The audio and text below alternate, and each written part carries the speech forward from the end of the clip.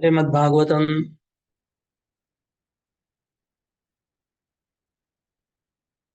अध्याय 40। आज नया अध्याय शुरू हो रहा है।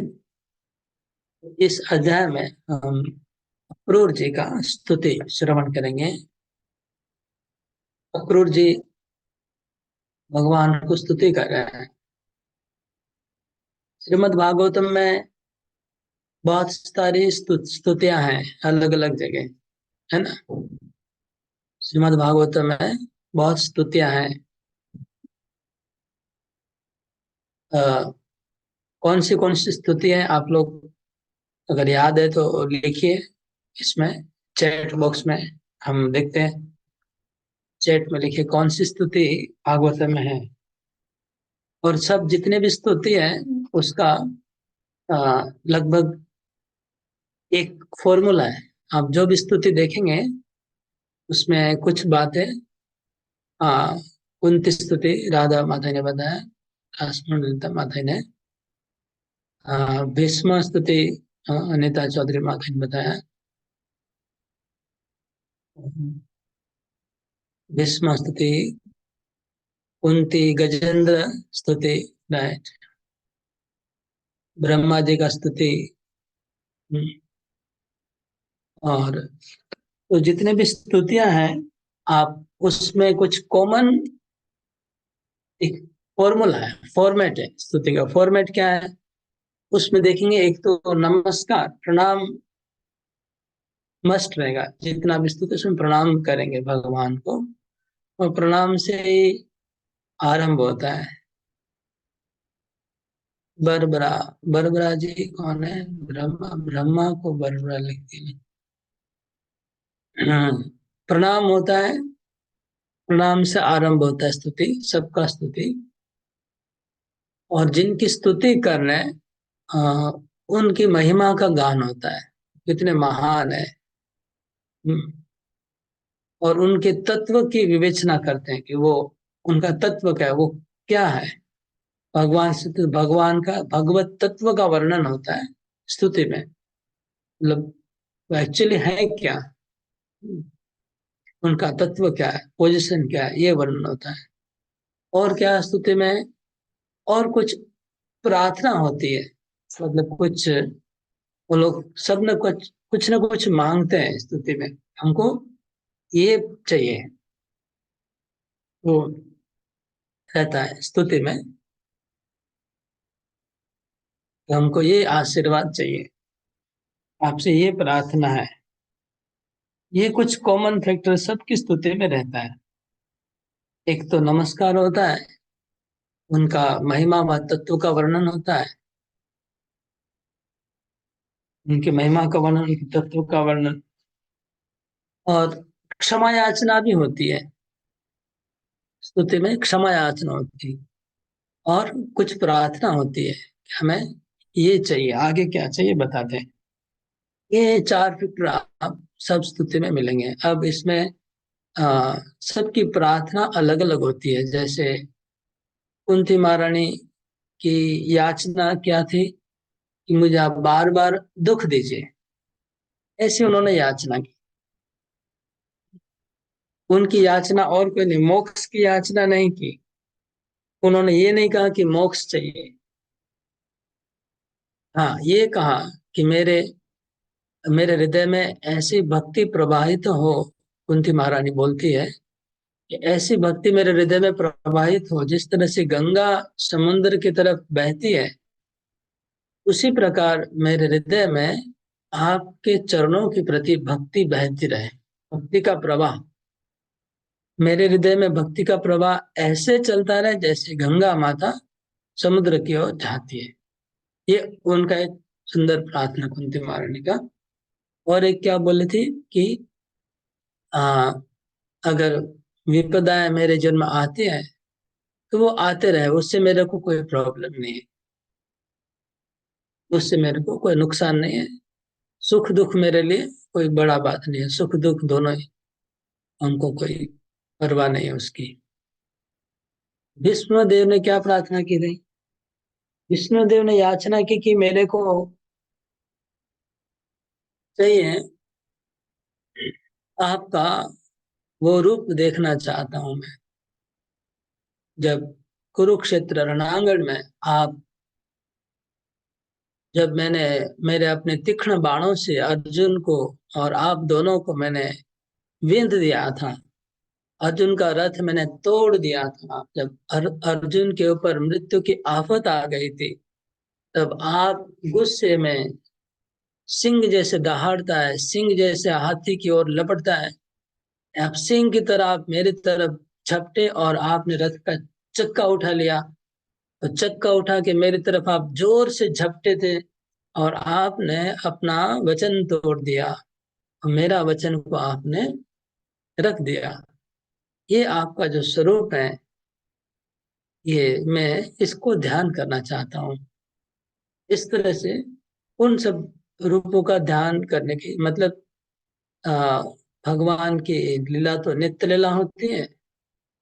भगवान की लीला नित्य लीला होती है, मतलब वैकुंठ में भी भगवान की लीला निरंतर चलती रहती है। तो इसलिए वहां पर नित्य लीला में यही रस में भीष्मदेव भगवान की सेवा करेंगे।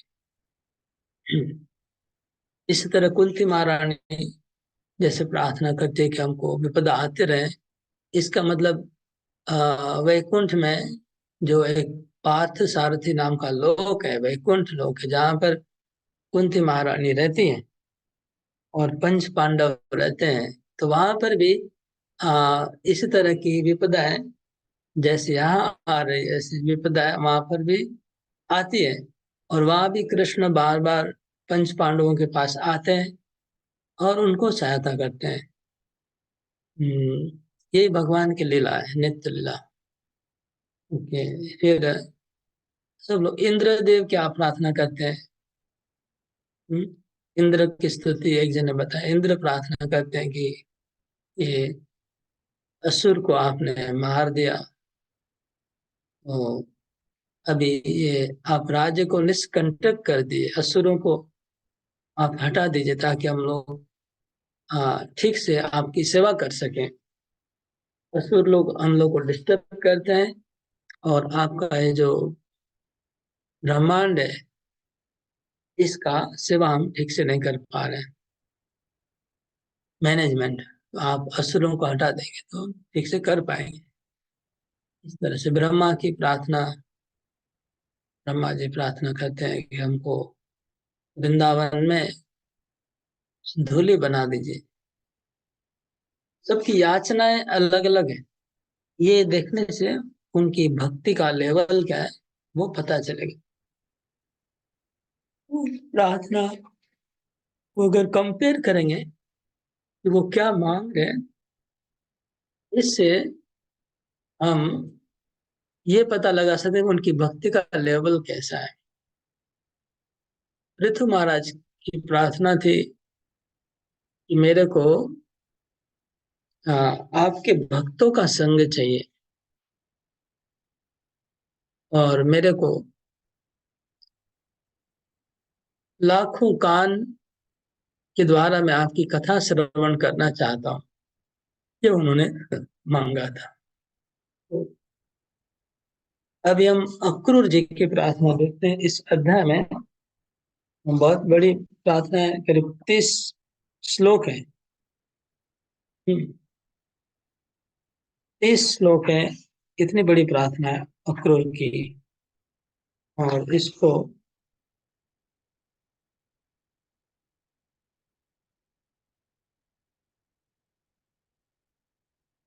30 श्लोक है, ब्रह्मा से भी बड़ी है प्रार्थना। और इसमें तत्व का वर्णन है, भगवान के सृष्टि तत्व का वर्णन है, क्योंकि नारायण रूप में दर्शन दिया है भगवान ने, तो नारायण रूप में भगवान के तत्व का वर्णन है इस स्तुति में। आइए हम लोग स्तुति आरंभ करते हैं। एक एक श्लोक पढ़ेंगे और फिर उसकी चर्चा करते हुए आगे बढ़ेंगे। श्री अक्रूर उवाच नतोऽस्म्यहं त्वा किल हेतुहेतुम् नारायणं पुरुषमाद्यमव्ययम्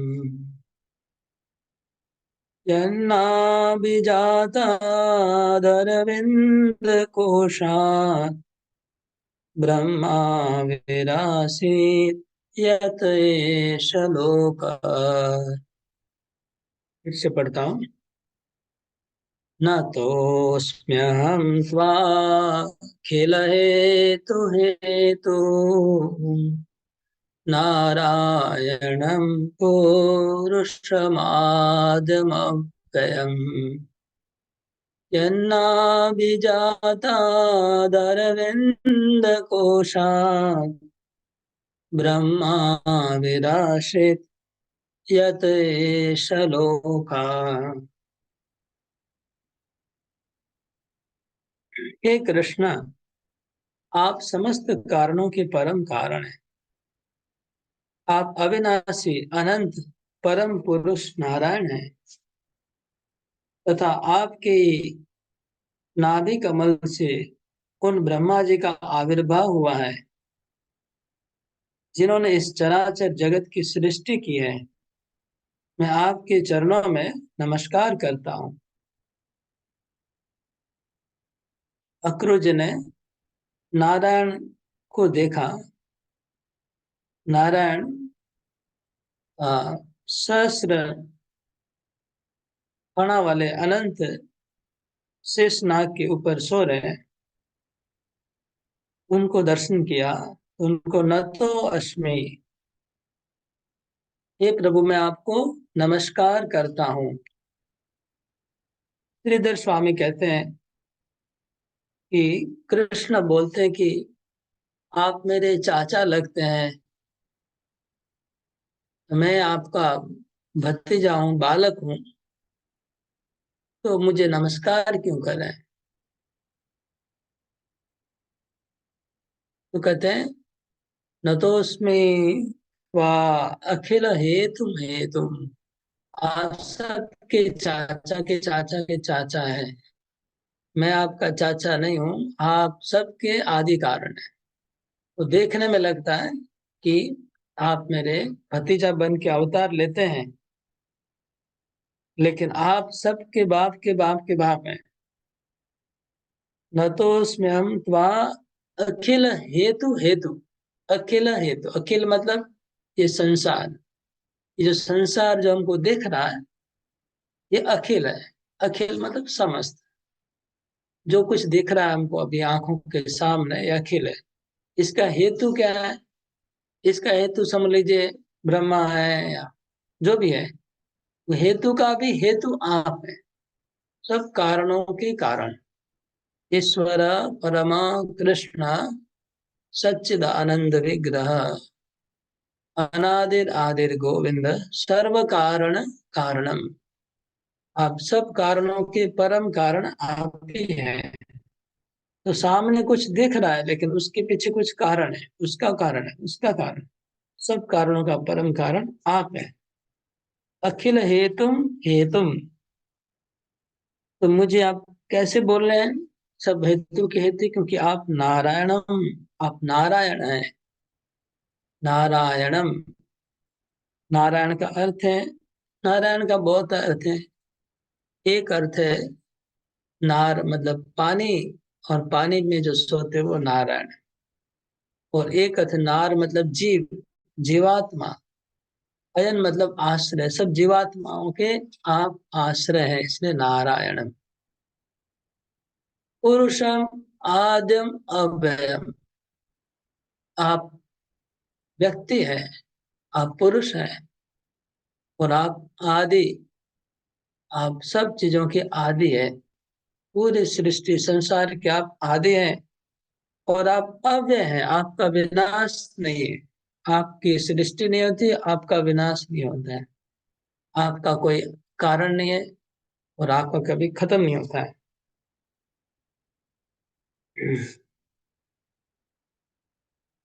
तो ऐसे बोले।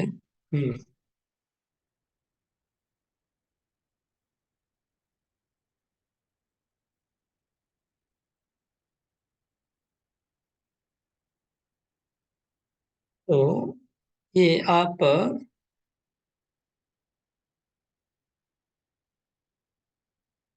ये स्तुति क्या है? अगर मुझे आप नारायण समझ के स्तुति कर रहे हैं तो मैं कैसा हूँ नारायण बताओ। मैं नारायण किस प्रकार का हूँ मेरे बारे में बताओ। तो बोलते नाभिजाताद अरविंद कोशात ब्रह्मा विरासित यत एष लोक। यन्नाभिजाताद अरविंद कोशात, ये आप वो नारायण है जिन नारायण की नाभि से, नाभि कमल से भगवान नारायण सो रहे हैं और उनकी नाभि से एक अरविंद कोशात, एक कमल का फूल खिलता है।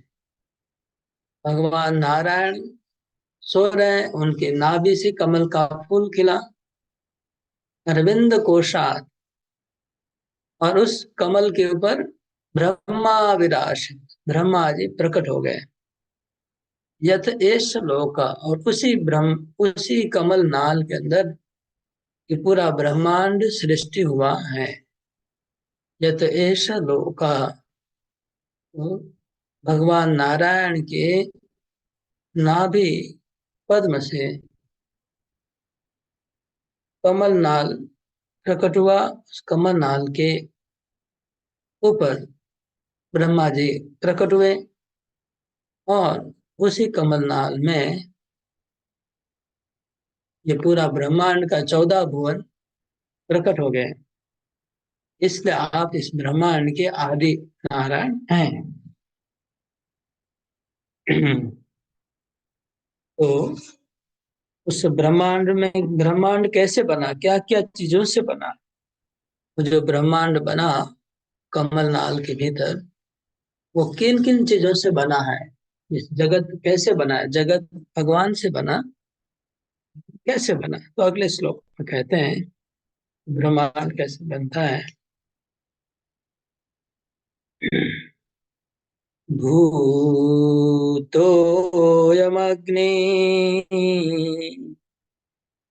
पवनाखमादिर्महानजादिर्मन इंद्रियाणि सर्वेन्द्रियार्था विबुधाश्च सर्वे ये तवस्ते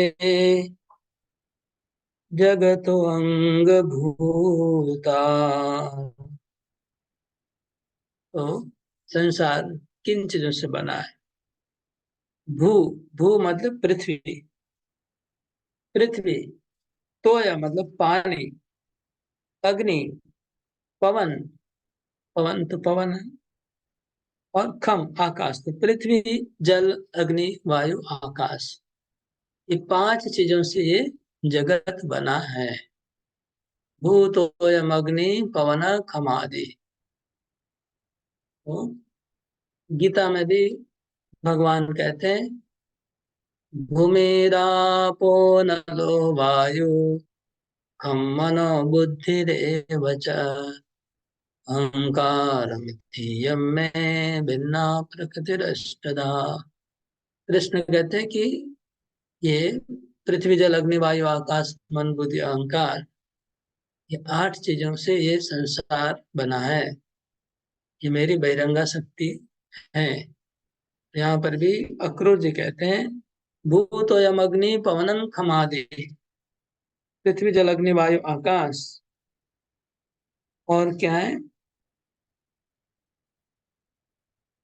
महतत्व, मन, इंद्रियां, और इंद्रियों के विषय, इंद्रियों के विषय क्या है? रूप रस शब्द स्पर्श गंध, और देवता, और सब जितने भी इंद्रियां हैं उनके देवता है, 11 इंद्रियां 11 देवता है। ये सब कुछ सर्वे ये हेतवस्ते जगतो अंग भूता, इस जगत के हेतु है, इस जगत के कारण है। ये जो जगत बना है, संसार इन इन चीजों से बना है। पृथ्वी जल अग्नि वायु आकाश, मन बुद्धि अहंकार, रूप रस गंध शब्द स्पर्श, और 11 देवता इन इंद्रियों को नियंत्रण करने वाले, सब जगत के कारण है। और ये सब कुछ क्या हुआ? तब अंग भूता, आपके अंग से प्रकट हुए, आपके शरीर से प्रकट हुए। अंग मतलब शरीर। हे भगवान, आपके शरीर से ये सब कुछ प्रकट हुए हैं, आपके शरीर से निकले हैं, भगवान के शरीर से सब कुछ निकला है। तब अंग भूता, तब अंग भूता, अंगात श्रीमूर्त भूता जाता, मतलब बोल रहे हैं श्रीधर स्वामी कि आपके अंग से, आपके शरीर से उनकी मूर्ति रूप में प्रकट हुए। पृथ्वी देवी मूर्ति रूप में प्रकट होती है, अग्निदेव मूर्ति रूप में प्रकट होते हैं, पवन देव मूर्ति रूप में प्रकट होते हैं। तो सब चीजें आपके शरीर से मूर्ति मंत्र रूप में प्रकट हुए हैं, सब लोग, सबका मूर्ति मंत्र रूप है।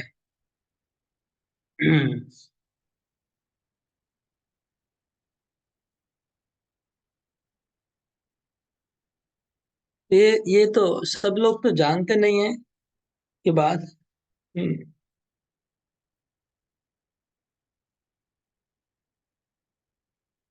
सब लोग तो जानते नहीं है, तो उसका उत्तर बोलते हैं, क्यों नहीं जानते हैं सब लोग? उसका कारण सब लोग ऐसा क्यों नहीं जानते हैं?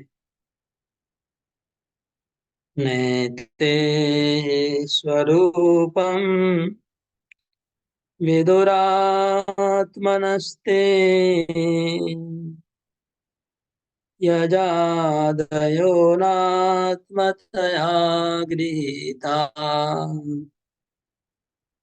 अजोऽनुबद्ध सगुणैरजाया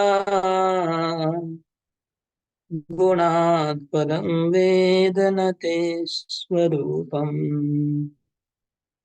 नैते स्वरूपम् विदुरात्मनस्ते यजादयो नात्मतया गृहीता अजोऽनुबद्ध सगुणैरजाया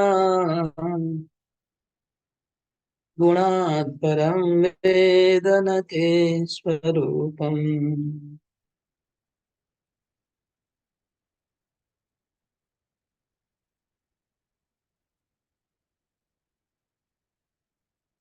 तो कहते हैं कि आपका ये जो स्वरूप है, हम लोग बोलने में तो बोलते हैं कि भगवान सब कारणों के परम कारण है।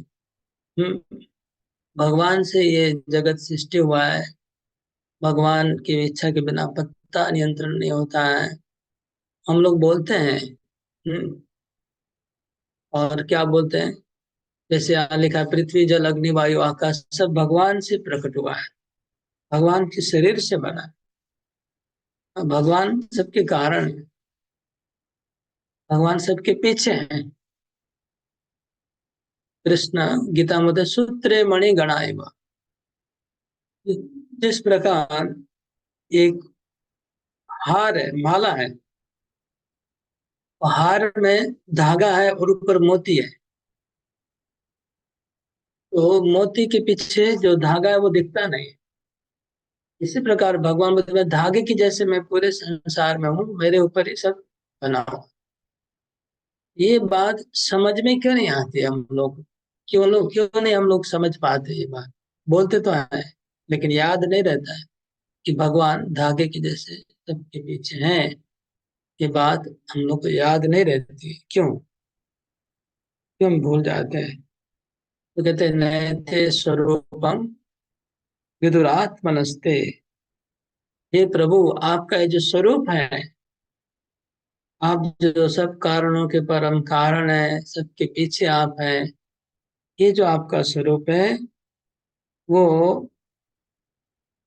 और सामान्य जीवों की बात छोड़ दीजिए, ब्रह्मा आदि देवता भी आपको भूल जाते हैं। वो लोग भी भूल जाते हैं, वो भी नहीं जान पाते कैसे, क्यों भूल जाते? अनात्मतया, अनात्मतया, अनात्मतया गृहीता, अनात्मतया गृहीता। आत्मा और अनात्मा दो शब्द है। आत्मा और अनात्मा। आत्मा मतलब चिन्मय, चिद सत्ता हमारी, और अनात्मा मतलब जड़ सत्ता, जिसमें चेतन नहीं है, जो हमारा स्वरूप नहीं है, जड़ शरीर। तो जड़ शरीर को जब हम अभिमान में आ जाते हैं, जब हम अपने शरीर के अभिमान में रहते हैं, तब वो ज्ञान खो जाता है। वह अक्रूर जी कहते हैं कि ब्रह्मा जैसे देवता भी जब अपने शरीर को मैं मानने लगते हैं और जड़ चेतना में रहते हैं, वो भी आपको नहीं जान पाते। सोचिए, अगर ब्रह्मा भगवान को नहीं जान पाएंगे कि सर्वत्र है और भगवान, तो हम लोग कौन से तुच्छ की कहाँ पर है, कैसे जान सकते, कैसे देख सकते भगवान को? भगवान सर्वत्र है। कुंती महारानी भी प्रार्थना करती है। हाँ, स्तुति में स्टार्टिंग में पहले शुरू में यही बात बोलती है, जैसे अक्रूर जी जो बात बोल रहे हैं, 3 नंबर श्लोक में बोल रहे हैं। हाँ, कुंती भी सीधा 2 नंबर 3 नंबर श्लोक में यही बात बोलती है। कि हाँ, आपको नटो नाट्य धरो यथा, आप सर्वत्र हैं लेकिन कोई आपको देख नहीं पाता है। आप अ, ढके रहते हैं, पर्दे पर्दे के पीछे रहते हैं, आपको कोई देख नहीं पाता है। ये बात कुंती महारानी भी बोलती है तीसरे श्लोक में। तो भगवान सर्वत्र है लेकिन दिखाई नहीं पड़ते, हम उनको अनुभव नहीं कर पाते। क्यों? क्योंकि जड़त्व, अपने शरीर को मैं मानते हैं लोग, अनात्मतया। तो जीवों को क्या हालत है? अजोनुबद्ध सुगुणेर अजाया। अजो और अजा दो शब्द आया। हम्म, अजा और अजो। अजा मतलब माया देवी, अजो मतलब जीवात्मा। जीवात्मा का जन्म नहीं होता है, इसलिए अज कहा जाता है। तो जीवात्मा मतलब अज है, जन्म रहित, और माया अजा है। तो अजा माया ने, अजा ने अजो को अनुबद्ध बांध के रखा है। कैसे? गुणे, गुणों के द्वारा। अजा ने अज को गुणों के द्वारा बांध के रखा है। देखिए कैसे शब्दों का चयन किया हुआ है। अजा ने अज को गुणों के द्वारा बांध के रखा। अभी अजा का दूसरा अर्थ होता है बकरी, और अज का होता है बकरा। तो बकरी ने बकरे को रस्सी से बांध के रखा है। समझ रहे हैं? ये इसलिए अजा शब्द यूज हुआ है यहाँ पर। बकरी ने इस बकरे को रस्सी से बांध के रखा है। रस्सी कौन सा है? गुण। गुण कौन सा है? 3 गुण। तो अजा ने, प्रकृति ने, माया ने जीवात्मा को प्रकृति के 3 गुणों के द्वारा बांध के रखा है। हम लोग को सत्व गुण, रजोगुण और तमोगुण, इन 3 गुणों से हम लोग बंधे हुए हैं। इसलिए क्या हुआ? गुणात परम वेद नते स्वरूपम। इसलिए क्योंकि हम लोग इन 3 गुणों से बंधे हुए हैं, इसलिए 3 गुणों के ऊपर में जो भगवान आपका स्वरूप है, उसको जीवात्मा नहीं जान पाता है, क्योंकि आपका स्वरूप 3 गुणों के ऊपर है। इसलिए आपको कोई नहीं जान पाता है। ये हो गया 3 नंबर श्लोक। 4 नंबर, वाम योगिनो। तो फिर कौन जान सकता है? अभी पहले था कि कोई जान नहीं पाता है, तो फिर कौन जान सकता है, कैसे जान सकता है, उसका उपाय क्या है? तो अगले श्लोक में वो बताते हैं। वाम योगिनो यजन्त्यधा महापुरुषमीश्वरम् साध्यात्मनं साधिभूतं च साधिदेवं च साधव। वाम योगिनो यजन्त्यधा महापुरुषमीश्वरम् साध्यात्मनं साधिभूतं च साधिदैवं च साधव। त्वाम योगिनो यजन्ति, आपको जानने के लिए आपकी यजंती, आपकी आराधना, आपकी उपासना करनी होती है। योगी जन आपकी उपासना करते हैं, आपकी आराधना करते हैं। योगी जन आपकी आराधना करते हैं। किस रूप में आराधना करते हैं, कैसी आराधना करते हैं? तो महापुरुषम, महापुरुष, महापुरुष के रूप में आपके योगी जन महापुरुष के रूप में आराधना करते हैं। महानारायण, महाविष्णु।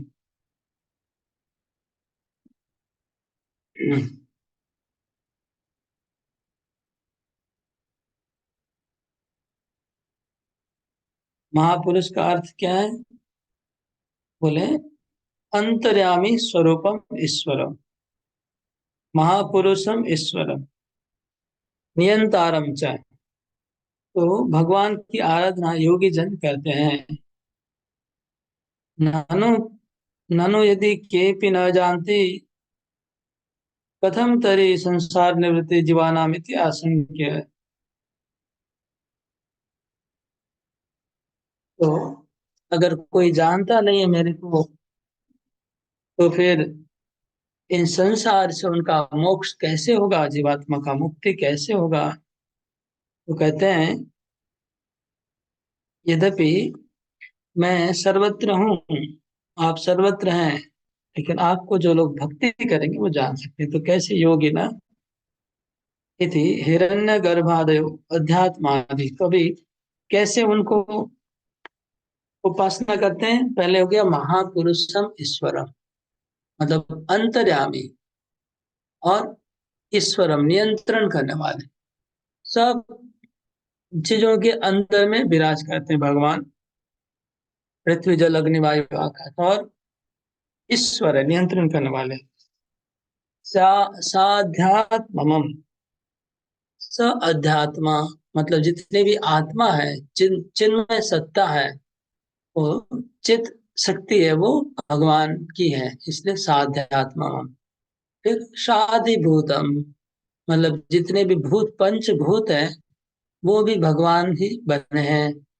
और साधिदैवम, मतलब ये जो पंचभूत है, जितने भी 24 तत्व, उनके नियंत्रण करने वाले भी देवता लोग भी जो है, जो नियंत्रण करते हैं, वो देवता भी भगवान ही है।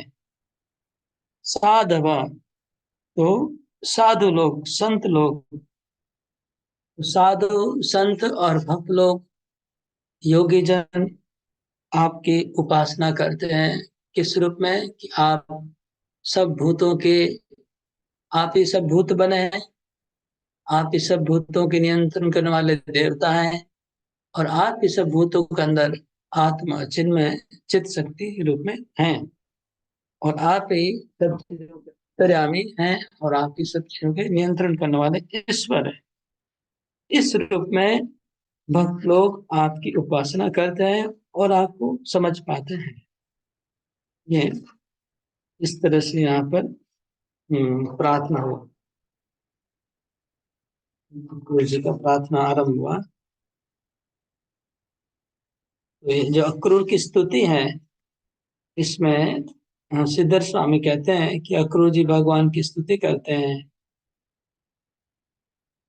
सगुण और निर्गुण भेद से स्तुति करते हैं। कहीं कहीं पर भगवान के सगुण का वर्णन है, कहीं कहीं निर्गुण वर्णन, दोनों वर्णन करते हुए स्तुति कर रहे हैं। हरे कृष्णा। आज यहाँ रखते हैं, फिर हम लोग स्तुति आगे पढ़ेंगे कल। हरे कृष्णा कृष्ण कृष्ण हरे हरे, हरे राम राम राम। चलो प्रभुपाद की जय।